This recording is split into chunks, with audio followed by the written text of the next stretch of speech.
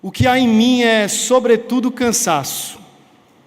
Esse é o título de um dos poemas de Fernando Pessoa, assinado pelo heterônimo Álvaro de Campos. Ele fez isso com alguns nomes, e um dos nomes que ele utilizava era exatamente esse. E, como o título sugere, o poema se propõe a retratar o sentimento experimentado pelo famoso sujeito poético, o eu lírico, frente à experiência com a existência. Experiência essa que você sabe e eu também modula incontáveis vezes. Debaixo do sol, ora uma coisa é de um jeito, ora é de outro. A experiência humana, nesse aspecto, ela é muito modular, ela é muito variante. E como lhe foi característico a Fernando Pessoa durante um período da sua vida, nesse poema ele deixa vazar aquilo que chamamos de existencialismo pessimista, como se pudesse haver algum tipo de existencialismo otimista. Mas fato é que, nas suas palavras, ele deixa transparecer o pessimismo que estava entrelaçado na sua alma à medida que ele escreve o poema. E permita-me ler exatamente o que ele escreveu com as suas próprias palavras. Ele disse o seguinte: o que há em mim é, sobretudo, cansaço. Não disto, nem daquilo. Nem sequer de tudo ou de nada. Cansaço a si mesmo. Ele mesmo. Cansaço. A sutileza das sensações inúteis, as paixões violentas por coisa nenhuma, os amores intensos por o suposto em alguém. Essas coisas todas, essas e o que falta nelas eternamente. Tudo isso faz um cansaço. Este cansaço. Há sem dúvidas quem ame o infinito. Há sem dúvidas quem deseja o impossível. Há sem dúvida quem não queira absolutamente nada. 3 tipos de idealistas. E eu, nenhum deles. Porque eu amo infinitamente o finito. Porque eu desejo impossivelmente o possível. Porque quero tudo. Ou um pouco mais, se puder ser. Ou até se não puder ser. E o resultado? Para eles, a vida vivida ou sonhada. Para eles, o sonho sonhado ou vivido. Para eles, a média entre tudo e nada. Isto é, isto. Para mim, só um grande, um profundo. E há como que felicidade infecundo, cansaço. Um supremíssimo cansaço. Íssimo cansaço. Me parece que essa é a cantiga do coração de todo homem que não faz de Deus o seu descanso. Talvez, em alguma medida, você se identificou com as palavras deste poeta português. E o seu coração esteja assim essa noite. Cansado, fadigado, sobrecarregado.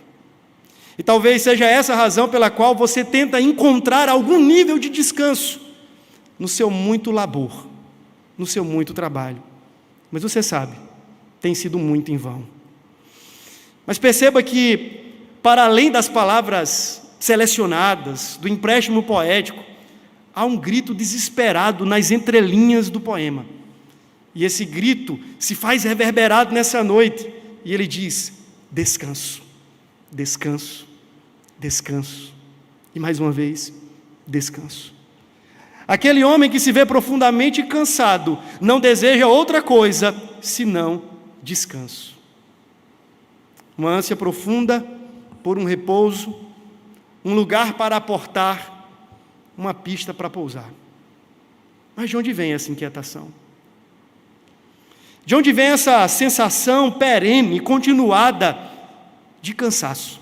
E eu não falo daquele cansaço, sabe, que você e eu experimentamos quando chegamos no final do dia, depois de uma agenda superlotada, e queremos esticar as nossas pernas, e ver uma TV, e maratonar numa plataforma digital de streaming, né? Seja lá o que for. Eu falo de um cansaço que muito mais me parece com uma doença crônica, que está penetrado no nosso ser, no âmago da nossa existência. De onde vem, então, essa sensação continuada de cansaço? Que, como disse Pessoa, não é disso, E nem é daquilo, mas algo crônico, profundo, que perpassa o mais íntimo do ser de todos os homens. Para almas cansadas e para aqueles que já estão no descanso, mas ainda se sentem cansados, nessa noite eu gostaria de falar sobre uma promessa de descanso. Sim, de descanso para dois tipos de almas: para aquelas que ainda não encontraram descanso nenhum, e para aquelas que, já estando em descanso, ainda insistem em labor, cansaço e cansaço. E para isso eu gostaria de ler com vocês o texto que se encontra em Hebreus capítulo 4. E leremos do versículo 1 até o versículo de número 13. Hebreus capítulo 4, versículos de 1 a 13. Você que está em sua casa e acompanha-nos nessa transmissão, por gentileza, abra a sua Bíblia também, acompanhe-nos, de modo que a palavra de Deus, viva e eficaz, fale ao nosso coração. Hebreus 4, versículos de 1 a 13, diz assim a palavra do Senhor: Temamos, portanto, que, sendo-nos deixada a promessa de entrar no descanso de Deus, suceda parecer que alguns de vós tenha falhado. Porque também a nós foram anunciadas as boas novas, como se deu com eles. Mas a palavra que ouviram não lhes aproveitou, visto não ter sido acompanhada pela fé naqueles que a ouviram. Nós, porém, que cremos, entramos no descanso, conforme Deus tem dito. Assim jurei na minha ira: não entrarão no meu descanso, embora certamente as obras estivessem concluídas desde a fundação do mundo. Porque em certo lugar, assim disse, no tocante ao sétimo dia: e descansou Deus no sétimo dia de todas as obras que fizera, e novamente no mesmo lugar não entrarão no meu descanso, visto porém que resta entrarem alguns nele, e que por causa da desobediência não entraram aqueles aos quais anteriormente foram anunciadas as boas novas. De novo, determina certo dia, hoje, falando por Davi, muito tempo depois, segundo antes fora declarado: hoje, se ouvirdes a sua voz, não endureçais o vosso coração. Ora, se Josué lhes houvesse dado descanso, não falaria posteriormente a respeito de um outro dia. Portanto, resta um repouso para o povo de Deus, porque aquele que entrou no descanso de Deus, também ele mesmo descansou de suas obras, como Deus das suas.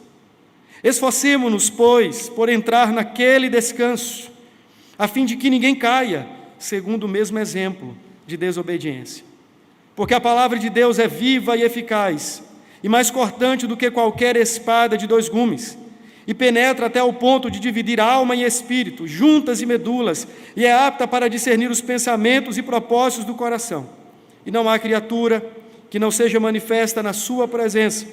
Pelo contrário, todas as coisas estão descobertas e patentes aos olhos daquele a quem temos de prestar contas. Vamos orar mais uma vez?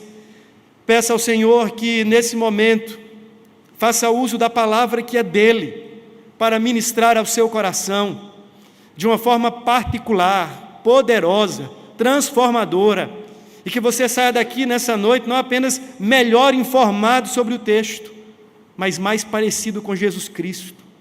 Que o Evangelho seja ouvido a partir desse púlpito, que os nossos corações se derretam diante dele, como os discípulos que ouviram o Cristo e depois disseram: não nos ardia o coração.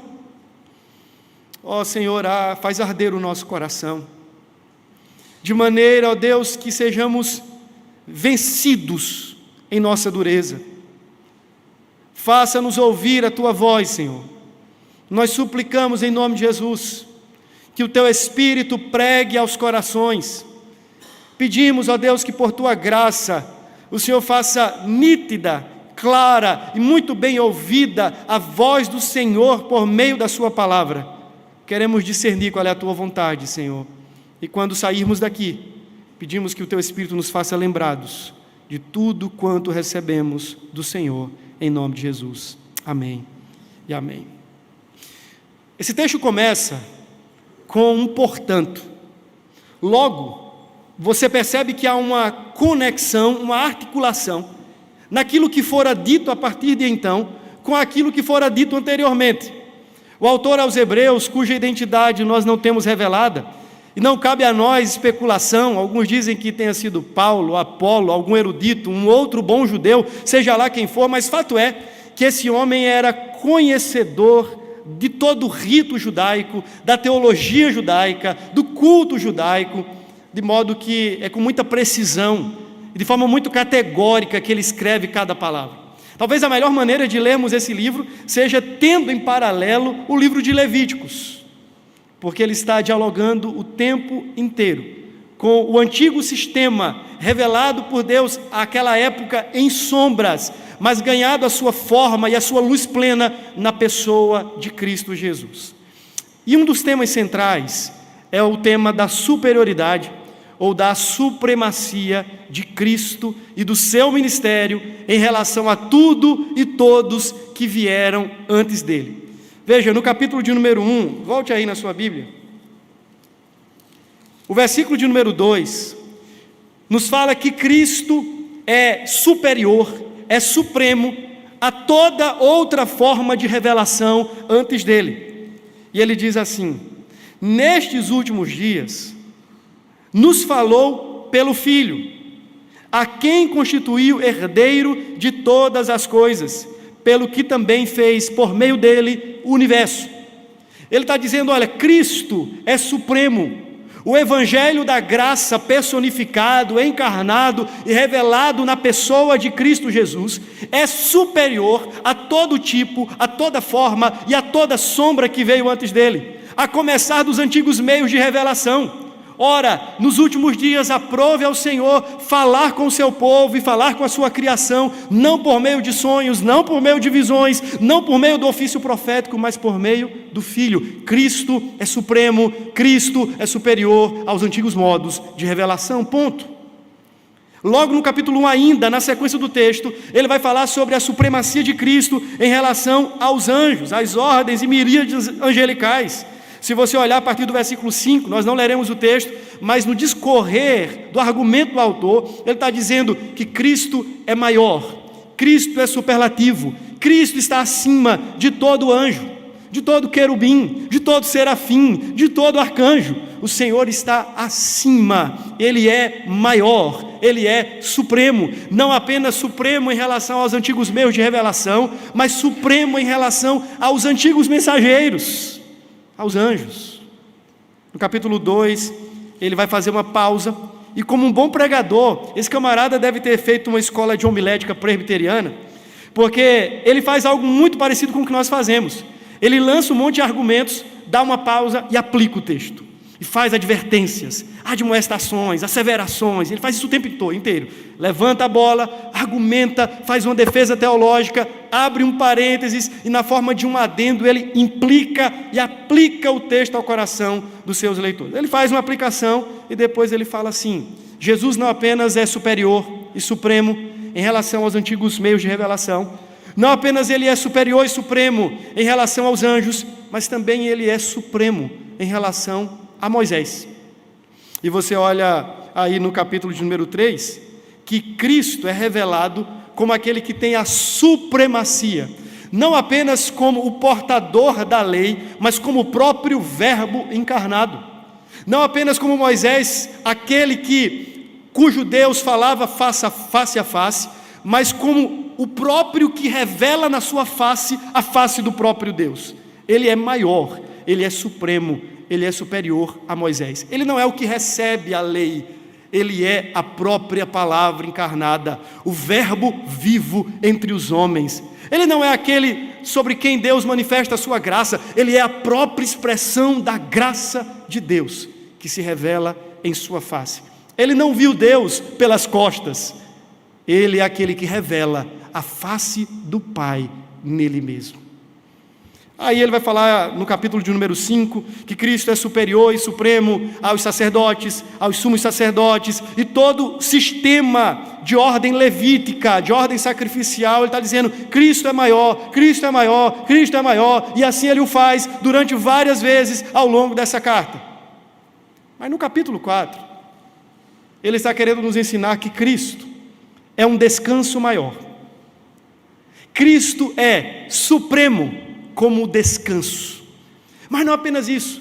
A ideia é que Cristo é supremo em relação a Josué. Josué, você deve lembrar da história. Ele e Caleb foram aqueles que, tendo espiado a terra, foram lá, viram, tem gigantes, e Deus usou ele juntamente com aquele outro homem para introduzir o povo na famosa terra prometida. Mas quando eles chegam em Canaã, o que é que eles encontram? Gigantes, lutas, desafios, problemas.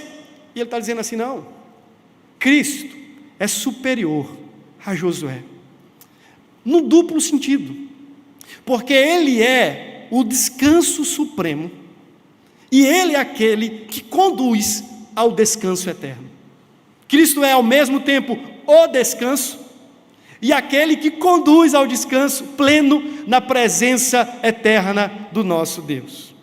E esse texto para mim é fantástico. Na última quarta-feira nós remeditamos de forma muito aplicativa no eco dos homens, e hoje eu gostaria de expô-lo com um pouco mais de detalhes para o seu e para o meu coração. Mas vamos lá. O versículo de número 1 diz assim, temamos. A ideia é de fato, acautelai-vos, tenham muito cuidado. É como se o autor estivesse colocando uma placa de atenção, dizendo, prestem muita atenção, me emprestem os ouvidos de vocês para que o que eu tenho a dizer a partir de agora. O que é que ele tem a dizer como implicação do que já fora dito? No capítulo de número 3, volte os seus olhos, por gentileza, ao texto. No capítulo de número 3, ele vem falando daquela fatia histórica, do extrato histórico, onde Moisés conduziu o povo do Egito, estava em um período de peregrinação, de deserto, do Egito até Canaã, certo? Mesmo sabendo que Moisés não entra com o povo em Canaã, mas é esse período de peregrinação. No deserto, tem um momento que está registrado lá em Números 13 e 14, aquele povo começa a murmurar, e em reclamação profunda, eles começam a dizer assim, melhor nos era estar no Egito do que morrer no deserto, pelo menos lá nós tínhamos o que comer. E aquilo vai irritando o Senhor, e vai provocando ira no coração de Deus, e suscitando no coração do Senhor um desgosto pelo seu próprio povo. E a Bíblia diz então que Deus, sondando os corações, e vendo que a raiz de toda aquela murmuração e da desobediência era a própria incredulidade, e esse é o ponto do capítulo 3, o povo não foi movido por fé, e sim por incredulidade, e a incredulidade se manifestou através de um coração obstinado, e através de uma prática de murmuração, de desobediência, mas a raiz do capítulo 3 é, eles não creram na promessa, eles não alojaram a palavra de Deus no coração por fé, eles duvidaram, eles contestaram, e por essa razão, o capítulo 3 termina dizendo o seguinte, a partir do versículo de número 16, ora, quais os que, tendo ouvido, se rebelaram? Não foram de fato todos os que saíram do Egito por intermédio de Moisés? E contra quem se indignou por 40 anos? Não foi contra os que pecaram, cujos cadáveres caíram no deserto? E contra quem jurou, está falando de Deus, jurou que não entrariam no seu descanso, senão contra os que foram desobedientes. E aí o ponto, mas por que foram desobedientes? Qual é a fonte dessa desobediência? No versículo 19 tem, vemos, pois, que não puderam entrar por causa da incredulidade. Por que isso é importante? Para não incorrermos no erro de considerarmos o fato de que a entrada em Canaã foi um prêmio de obediência. Então, aqueles que entraram obedeceram, e os que não entraram não o fizeram porque desobedeceram. Mas esse não é o ponto. O ponto é, eles não entraram porque não creram. Eles foram engolidos pela indignação divina porque não creram. Eles suscitaram a ira do Senhor com as murmurações e obstinações do coração porque não creram. A raiz que estava ali estabelecida no coração daqueles que não entraram era a raiz da incredulidade. Por isso, não entraram no descanso. E essa incredulidade, é óbvio, ela se torna pública através da desobediência, da desconformidade à palavra de Deus. Tendo isso em mente, ele fala assim, lembram disso? Ele olha para trás, é a hora da argumentação, capítulo 3, aí depois ele chama os seus leitores para o tempo presente e fala assim, diante disso, temamos nós também. Para não acontecer que nós agora, Israel não ético, Israel espiritual, os descendentes de Abraão por fé, para não acontecer que nós incorramos no mesmo pecado. Veja se não é isso que está escrito no versículo 1, capítulo 4. Temamos, irmãos, portanto, sendo-nos deixada a promessa, a mesma promessa de entrar no descanso de Deus, suceda parecer que alguns de vós falharam, tenham falhado. Há uma advertência, como nós falamos, e dentro dessa advertência existem associações com aquele povo que ouviu, não creu, manifestou a descrença pela desobediência e recebeu como paga da incredulidade a indignação de Deus, não entrando na terra de Canaã. Mas aí, ele traça um paralelo e diz o seguinte, a promessa sobre a qual eles estavam, nós estamos também. Preste atenção ainda no versículo de número 1, que sendo nos deixada a promessa de entrar no descanso. Agora, ele não está se referindo ao povo étnico de Israel, ele está chamando agora a responsabilidade dos seus ouvintes e dizendo o seguinte, há um risco para nós, há uma tentação de estarmos no meio do povo, de caminharmos com o povo, de nos sentirmos peregrinos como o povo, mas ao mesmo tempo sucumbirmos por causa da incredulidade do nosso coração. Tenham cuidado com isso, porque nem todo aquele que se diz israelita é de fato israelita, nem todo que se diz Israel é Israel de Deus. Então cuidado com isso. Mas ele aí diz assim, nós temos uma promessa também, e é interessante que a afirmação do texto não é de uma nova promessa. A ideia é, nós também temos a mesma promessa. Nos foi deixada a mesma promessa que os nossos pais receberam. Ora, mas nós não estamos esperando por uma Canaã geográfica. Do que o autor aos Hebreus está falando? Porque aquele povo aguardava por uma promessa que eles acharam que culminaria e convergeria tudo para a Canaã geográfica. Só que ele diz assim, não, aquela promessa, a mesma promessa, também nos foi deixada. E aquela promessa não ficou alocada no passado, mas ela diz respeito à igreja de hoje, do presente, e ela tem conotações futuras. A mesma promessa de um mesmo descanso, a mesma esperança, o mesmo repouso. Essa é a ideia. Nós nos parecemos com aquele Israel, nos parecemos porque temos uma tendência de manifestarmos incredulidade no nosso coração. Nos parecemos com aquele Israel porque eles receberam a promessa, e nós também temos recebido a mesma promessa. Mas o texto continua, e ele usa uma expressão interessante. Ele diz assim, porque também a nós foram anunciadas as boas novas, e ele diz, como se deu com eles. Nós temos também o mesmo evangelho. Veja, ele está fazendo associação. Nós temos um coração tendente à incredulidade como aquele povo, portanto, tenhamos cuidado. Segundo, nós temos sobre nós uma promessa à semelhança deles, nos apeguemos a essa promessa, é a mesma promessa do mesmo repouso. Terceiro, nós temos a mesma boa nova, o mesmo evangelho que lhes fora pregado. Isso para mim é fantástico, porque revela-nos que nunca houve um outro meio de redenção, de salvação, uma outra mensagem que não aquela mensagem que diz que Deus em Cristo está reconciliando consigo mesmo todas as coisas. O Evangelho é único, foi único e continuará sendo único, de modo que os crentes da antiga administração da aliança foram salvos pelo mesmo Evangelho, pela mesma pregação, que começa não com Moisés, mas com o próprio Deus em Gênesis 3,15, quando diz, por meio de uma promessa, que Deus estabeleceria um conflito entre a descendência da mulher e o descendente da serpente, de modo que aquele esmagaria a cabeça deste e triunfaria, à medida que fosse também ferido no seu calcanhar. O Evangelho é o mesmo Evangelho. Como é então que os israelitas, os peregrinos no deserto, chegaram ao descanso? Pelo mesmo Evangelho. Como é que os crentes que antes de nós olhavam por fé para a promessa lá na frente, como é que eles vieram a Deus, experimentaram do descanso? Pelo mesmo Evangelho. A diferença, meus irmãos, é que eles estavam com a fé apontada para frente, e nós estamos com a fé apontada para trás.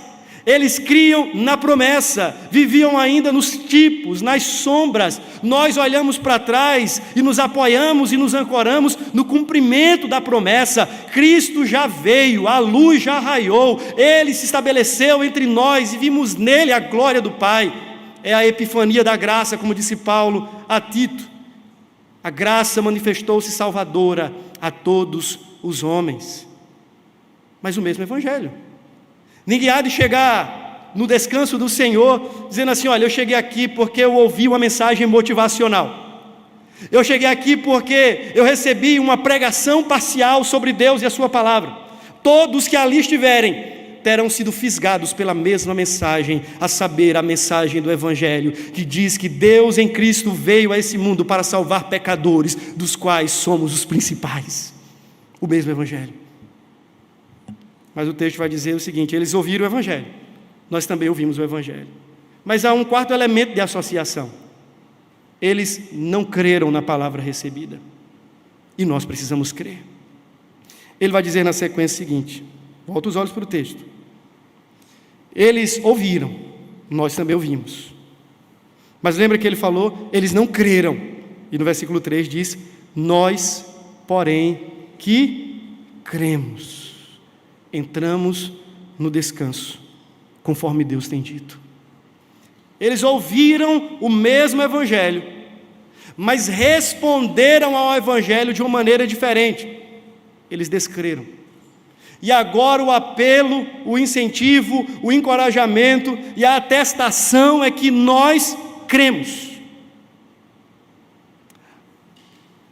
A diferença está exatamente naquilo que Jesus ensinou em Mateus 7. O que nós fazemos com a mensagem recebida? Alguns vão ouvir e vão entesourar na mente, e vão tomar aquilo como informação até verdadeira, mas aquilo não vai internalizar, não vai ser diretivo para a sua vida. É apenas uma informação, é apenas algo que é razoável, de ordem intelectual, cognitiva, que faz você até considerar, dizendo assim: rapaz, está certo. Mas isso não será suficiente para que você entre no descanso. Compreender as verdades do Evangelho tão somente, sem que estas verdades sejam alojadas no coração por fé, e desemboque numa vida de obediência e temor ao Senhor, não é suficiente. Ele está dizendo assim: nós cremos. E como é que eu sei que eu creio? É porque à medida que eu creio, eu obedeço. E essa é a lógica do texto. Eles não creram e não obedeceram. Eles não creram e foram obstinados. Eles não creram e desprezaram a palavra. E nós que cremos? Nós entramos no descanso. Não porque obedecemos, mas porque cremos. Mas veja, essa fé é a fé dos que creem. Ela não está despossuída da obediência. Avance comigo, por gentileza. E vá para o versículo 6. Visto, portanto, que restam entrarem alguns nele, entrarem no descanso, e que por causa da desobediência não entraram aqueles aos quais anteriormente foram anunciadas as boas novas. Ele está dizendo assim: alguns não entraram porque não obedeceram. No versículo 11, ele diz assim: esforcemo-nos, pois, para entrar naquele descanso, a fim de que ninguém caia segundo o mesmo exemplo de desobediência. Se nós parássemos aqui, voltaríamos àquele ponto.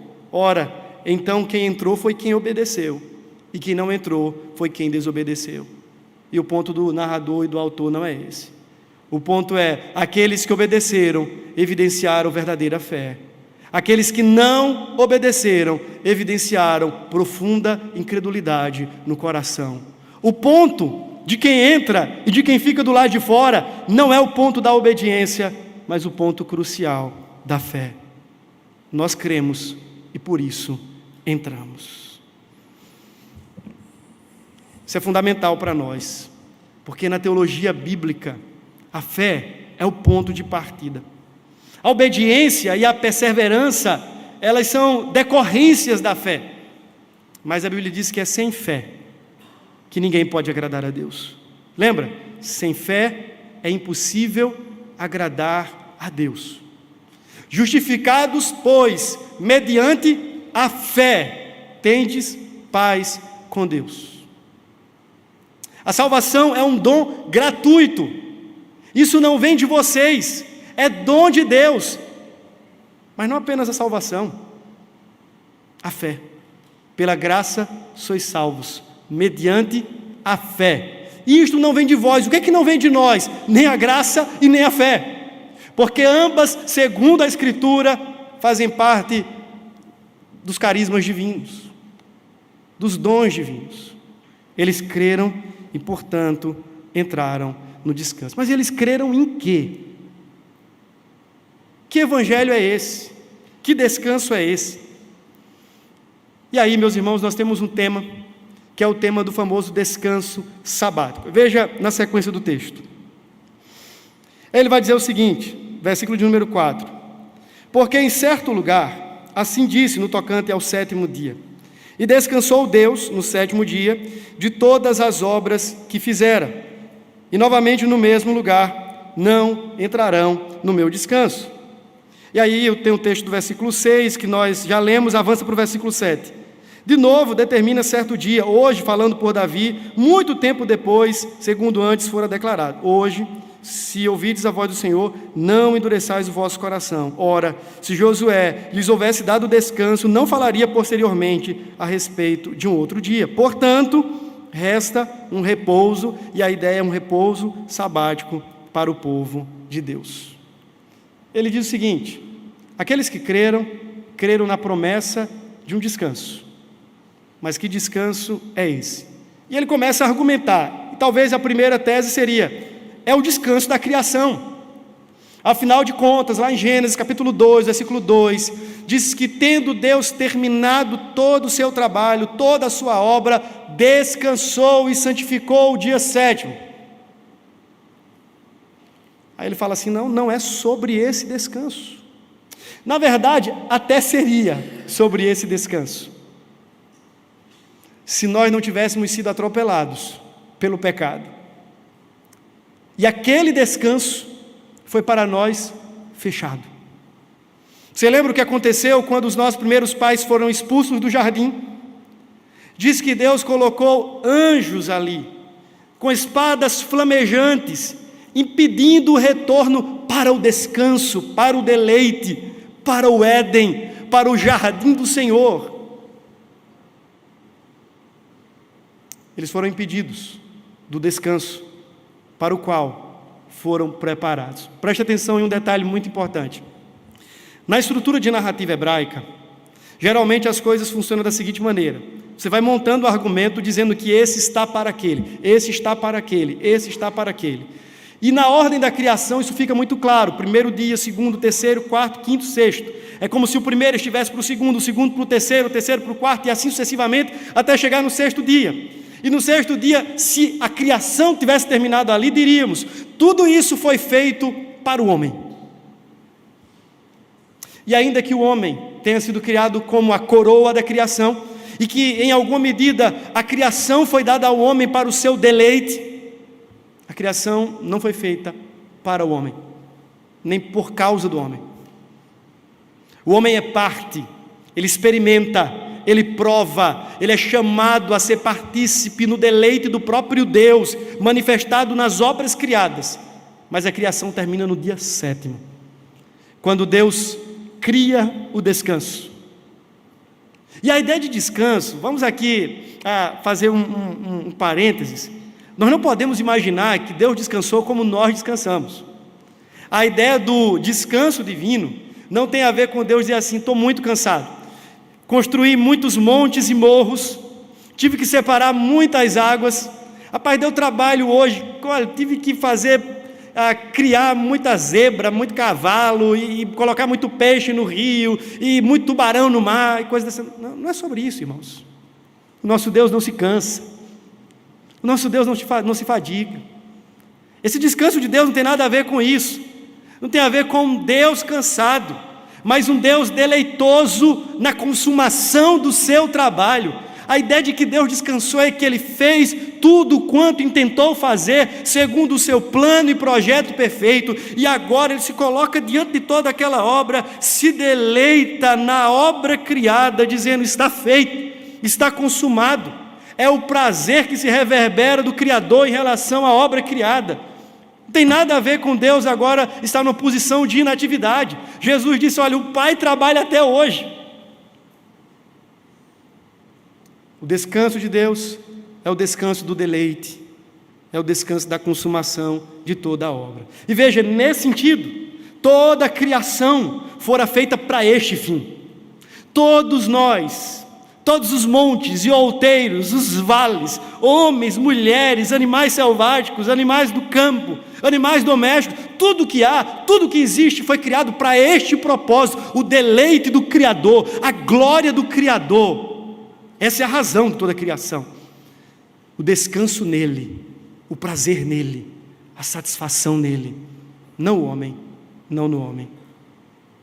Mas aí, num belo dia, os nossos pais, aqueles tataravós, eles caíram, e eles foram expulsos do descanso. Mas Deus é tão bondoso, que resolveu ao longo da caminhada, dá a eles ainda outras provas do descanso. E aí, com Moisés, lá no Decálogo, os 10 mandamentos, o que é que Deus faz? 4º mandamento, Ele introduz, sanciona, legisla o princípio do descanso. Quando Ele diz assim: olha, lembra-te do dia de sábado para o santificar. O que é que Deus está fazendo? Se não reintroduzindo o conceito de descanso criacional, agora na lei, dizendo: olha, um dia na semana vocês vão parar, e vocês vão dizer assim: nós fomos criados para isso. Não é para inatividade, é para a adoração. A semana terminou, a gente chega no domingo e diz assim: agora não vou fazer mais nada. Não, pelo contrário, agora eu vou fazer a coisa para a qual eu fui criado, e vou fazer isso sem as interrupções e os ruídos das coisas desta vida. Isso não é dicotomia, não é uma ideia espiritualista, é entender que toda a nossa vida existe para um fim de adoração, de culto a Deus. E o domingo deveria ser celebrado principalmente por nós que somos herdeiros da reforma. Poderíamos fazer qualquer outra coisa, em qualquer outro dia, em qualquer outro momento da vida, mas precisaríamos primar esse dia como o dia que o Senhor fez, para nos lembrar da nossa finalidade existencial. Existimos para o descanso nele. Mas infelizmente ainda no domingo, saímos correndo atrás de tantas coisas. Temos uma luta com os nossos labores. Deus introduz então o princípio do descanso na lei, para dizer: vocês foram criados para isso. Não bastasse isso, Deus disse assim: eu vou prometer para vocês uma terra. E na terra de Canaã, aquela terra que é mencionada como um lugar que manava leite e mel, onde o pessoal vinha com cacho de uva carregando nas costas. Imagina, uma jaca de 5 quilos. O negócio era estrondoso.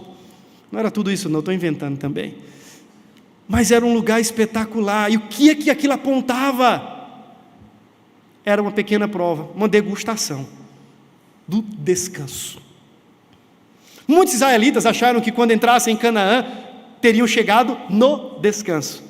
Aí Deus falou: não, gente, sabe, vocês são peregrinos, não chegaram em casa ainda, isso é um pit stop, vocês vão parar, vão tomar uma água fresca. Sabe quando você está fazendo aquelas maratonas aí, as trilhas, 21 quilômetros, 10 quilômetros, 15 quilômetros, aí de repente você para, aí come uma fruta, e toma uma água, e joga uma água na cabeça, estica os braços e as pernas. Canaã como terra geográfica era só isso.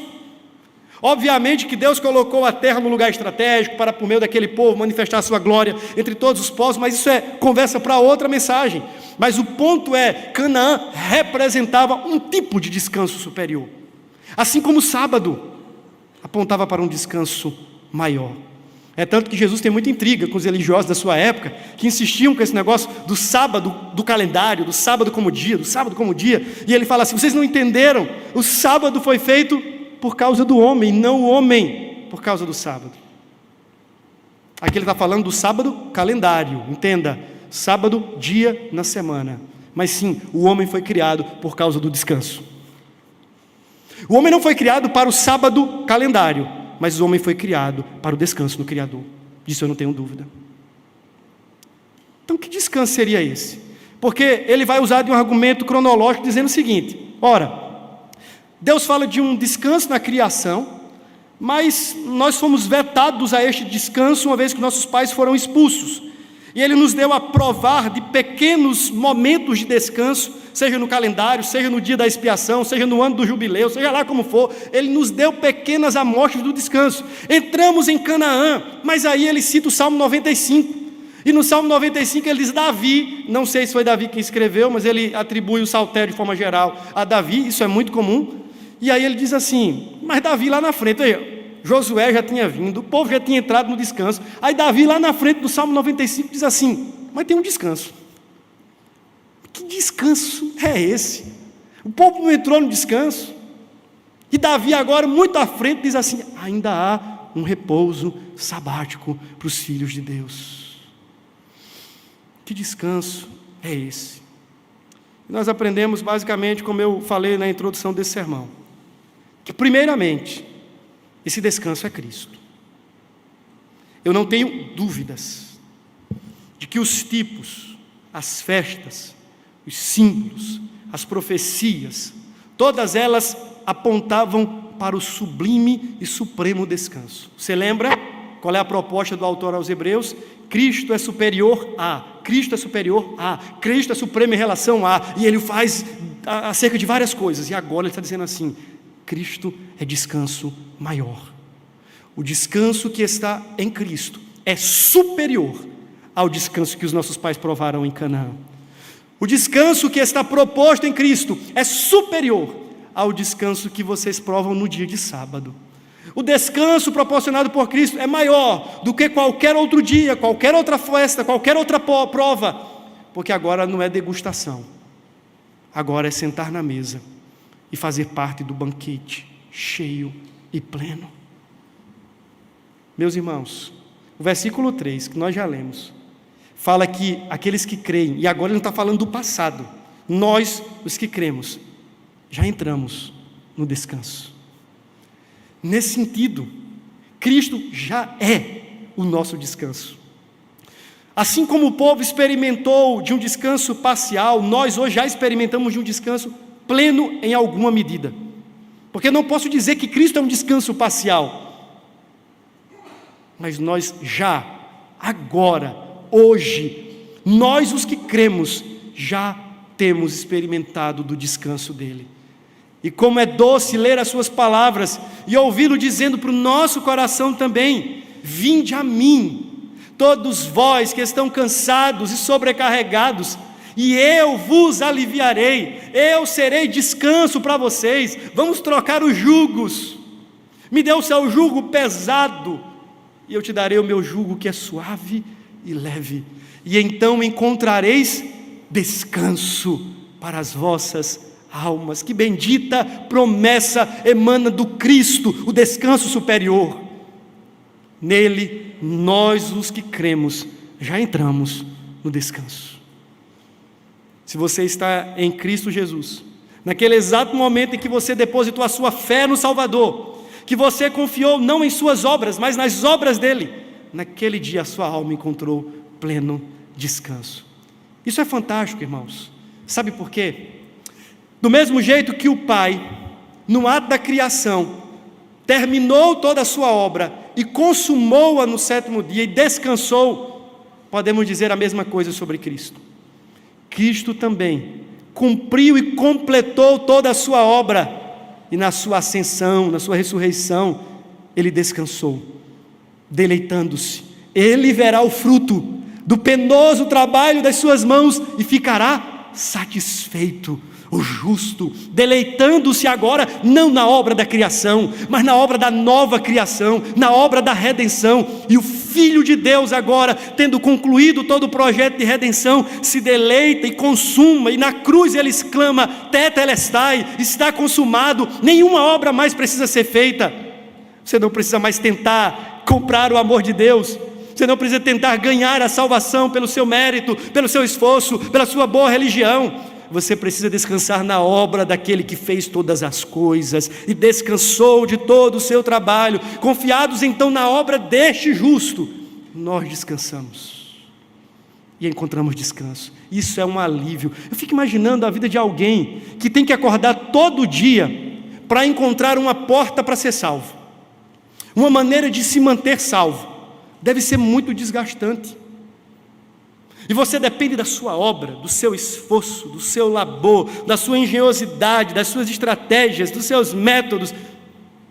E ele fala assim: alguém já completou toda a obra. E ele convida, pela fé: venham, descansem em mim. Vocês encontrarão alívio.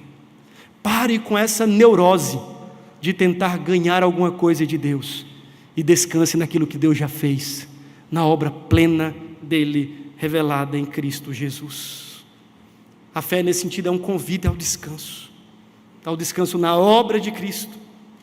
Olhe para Cristo então nessa noite, para a sua cruz, para o seu sacrifício, para o seu labor como aquele homem que lhe representou no Calvário, o homem Deus. Lance sobre ele e diga para o seu coração: nada mais precisa ser feito.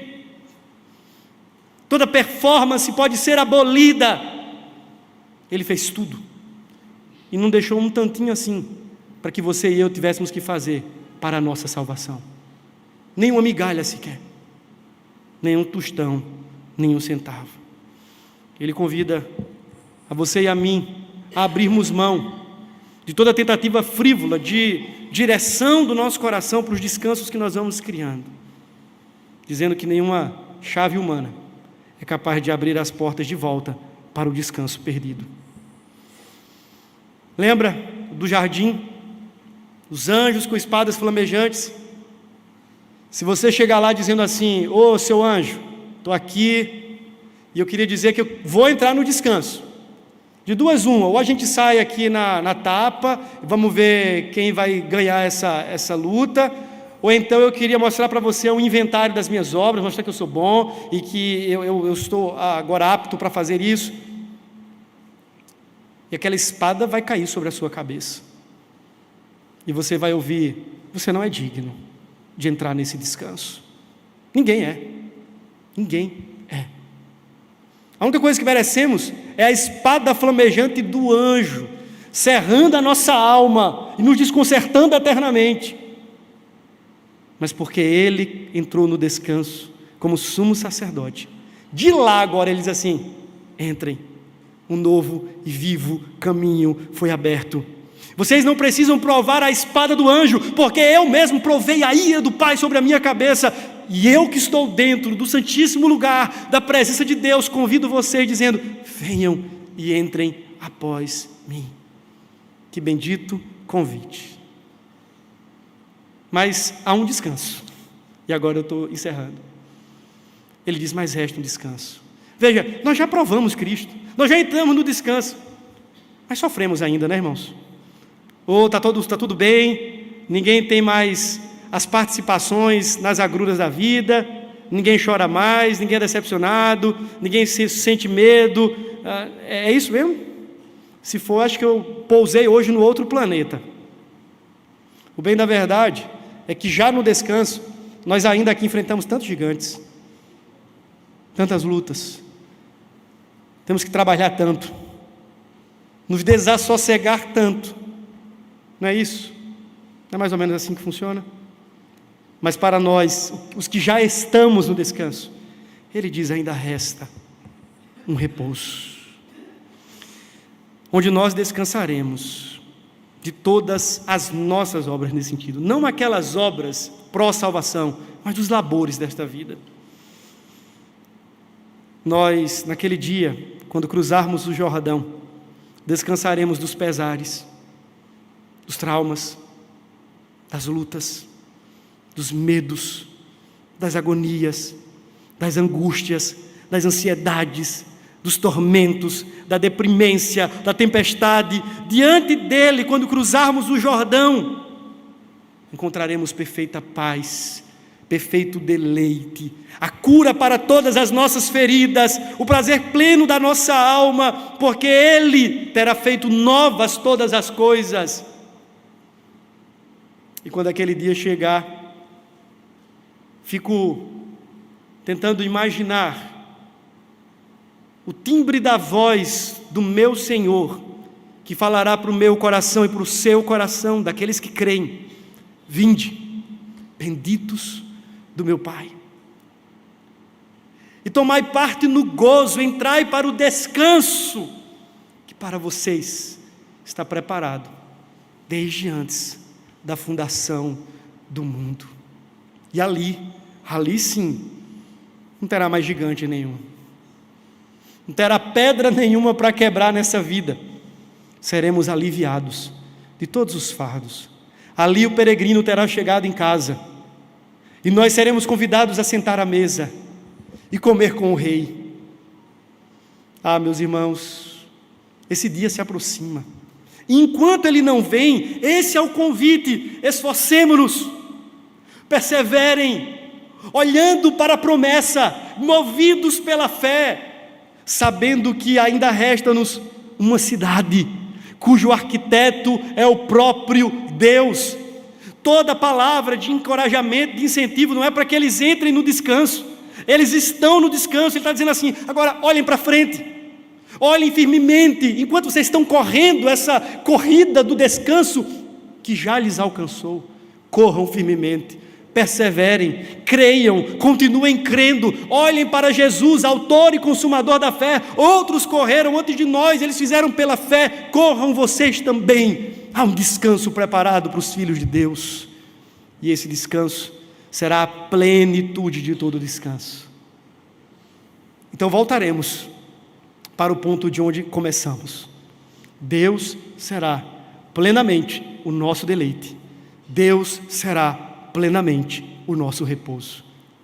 Esse foi o plano, e Deus está trabalhando duro para que esse plano esteja alcançando o coração de todos aqueles a que Ele, na eternidade, escolheu e tem chamado para si. Uma exortação. O texto termina dizendo o seguinte: cuidado, porque assim como alguns ficaram de fora, outros também ficarão de fora desse descanso. E aí tem o texto clássico: porque a palavra de Deus é viva e eficaz, mais cortante do que a espada de 2 gumes, é apta para discernir os pensamentos e as intenções do coração, e ela vai lá rachando, junta em medula, alma e espírito. Ele está dizendo o seguinte: examinem o coração, como saber então se eu estou no meio do povo caminhando em fé para o descanso? Como saber se a minha obediência é proveniente da fé ou é tão somente ritualística e religiosa? E o texto termina dizendo assim: exponha-se a palavra. A palavra é perscrutadora. Sonde o coração pela palavra, sonde as suas intenções pela palavra, sonde a sua obediência pela palavra. E aí ele encerra no versículo 13 dizendo o seguinte: naquele dia não haverá nenhuma criatura que não seja manifesta na presença de Deus. Pelo contrário, todas as coisas estarão diante dele descobertas e patentes, e nós teremos que prestar contas a Ele. Não tem portas dos fundos para o descanso. Ou você entra por Cristo, aquele que é o caminho, a verdade e a vida, ou você ficará de fora, juntamente com os cães, os idólatras, os feiticeiros, os homicidas e todos aqueles que por incredulidade rejeitaram a bendita graça do Salvador. Não haverá janela para você pular, o muro é alto demais para que você possa transpor. Ou você aloja por fé a palavra no seu coração hoje. E esse é o ponto, hoje, se ouvirdes a voz do Senhor, hoje, nessa noite, nesse momento, você que está na sua casa, hoje, Deus está falando ao seu coração e chamando você hoje, a uma atitude de arrependimento, de quebrantamento e de fé, hoje, se ouvirdes a voz do Senhor, não endureçais o coração, porque se você assim continuar fazendo, você será engolido no último dia pela ira do justo Deus, e não haverá quem o livre dele, você estará apartado do Senhor pelos séculos dos séculos. Diante disso, o que fazer? Primeiro, cuide do coração. Examine o seu coração todos os dias pela palavra. Segundo, confie na obra de Cristo. Fuja da tentação de tentar encontrar descanso nas suas próprias obras. Você será um falido continuamente, porque não há êxito no descanso que provém do nosso próprio labor. Terceiro, viva a presente realidade do descanso que você já possui em Cristo. Usufrua desse privilégio, você já tem em Cristo descanso. Quarto, persevere pela fé na promessa do descanso final. Todos os dias que você perceber que a vida está bem difícil, que a peregrinação está um tanto quanto mais cansada do que ontem, o sol está um pouco mais quente, a caminhada e os seus pés já estão talvez cheios de bolhas e de calos, e você já percebe que não dá para andar muito longe e numa velocidade que você gostaria, olhe para frente, persevere na promessa do descanso final, você chegará em casa e todo o seu labor terá fim. Em último lugar, pregue o Evangelho. Pregue o Evangelho para o seu coração, porque eles ouviram o Evangelho, e é pela pregação do Evangelho que nós acertamos o nosso caminho rumo ao descanso. Pregue o Evangelho para os de dentro, encorajem-se mutuamente, fortaleçam-se nessa esperança, consolem uns aos outros nessa esperança, alguns talvez que estejam cansados, encorajem nessa caminhada, mas pregue o Evangelho para os de fora, porque ninguém há que possa entrar no descanso, sem que seja pelo Evangelho, sem que seja pela fé em Cristo. O descanso de Deus, disse o pastor Iago Martins, não é encontrado em um dia de semana, nem uma geografia específica, mas em saber que Cristo morreu por mim. Cristo morreu por mim. Ele descansou de todas as suas obras e agora eu posso descansar nele. Disse o pastor André Felipe, Jesus é o verdadeiro Josué, que vai nos levar para o descanso. Ele já nos libertou de todo o império das trevas, do jugo do pecado, da opressão, e expôs à vergonha todos os nossos inimigos. Josué entregou aos hebreus uma terra com muitos desafios, mas no último dia, o nosso Josué, Cristo Jesus, já terá triunfado sobre todos os seus inimigos, e pela fé no seu precioso Evangelho, ele nos convida agora e além a descansar nele. Eu encerro dizendo, Cristo é maior descanso. Cristo é maior que Josué. Ele nos convida a vivermos por fé e por perseverança, olhando para Ele e a partir dele para o descanso final. Vamos orar? Senhor, nós ouvimos a Tua palavra e como ela mesma diz, ser viva e eficaz. Eu oro a Deus para que o Espírito do Senhor esteja pegando essa mensagem, essa palavra, e tornando-a cravada nas nossas mentes, no nosso coração, para que saiamos daqui, ó Deus, examinando-nos, examinando o nosso coração, mas também encorajados pela fé na promessa. Obrigado pelo precioso Evangelho que nos alcançou, e porque o Senhor fala conosco. Em nome e para a glória de Jesus. Amém e amém.